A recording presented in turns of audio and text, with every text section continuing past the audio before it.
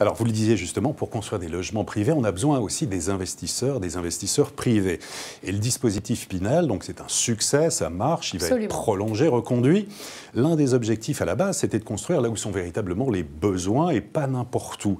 Et beaucoup de communes de moins de 50 000 habitants ont obtenu l'agrément préfectoral, pression politique, pour être justement éligible au Pinel et passer de la zone C à la zone B2.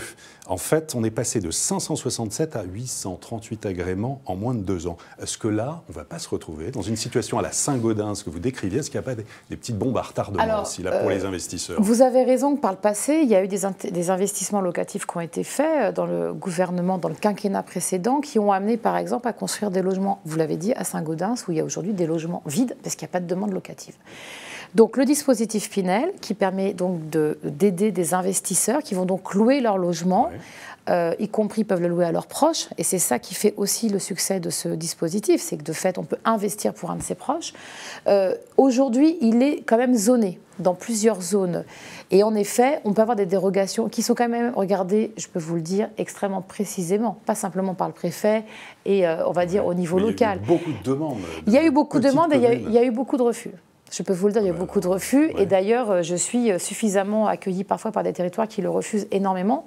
Parce que justement, à chaque fois, nous regardons s'il y a une demande locative sur le territoire. Pourquoi?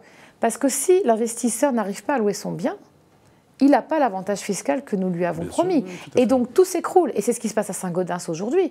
On a des propriétaires qui sont endettés, durablement endettés, parce qu'en fait ils ont investi pour un bien qu'ils n'arrivent pas à louer. Donc ils n'ont pas l'avantage fiscal. Donc en fait ils n'ont pas les moyens de payer le bien qu'ils ont acheté. Donc c'est pour ça qu'on a quand même regardé les choses très fortement. Donc pour vous, il n'y a pas de changement, il n'y a pas de danger justement avec le Pinel dans certaines communes. Mais je peux vous dire qu'on l'a regardé très précisément.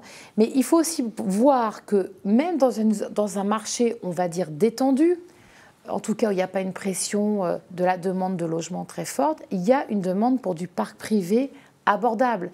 Et je pense aussi qu'il faut faire très attention, moi je le dis sans cesse aux promoteurs, dans les programmes que vous vendez, ne vendez pas un programme qui est trop cher par rapport au marché de votre territoire, sinon ça ne sert à rien, tout le monde est perdant.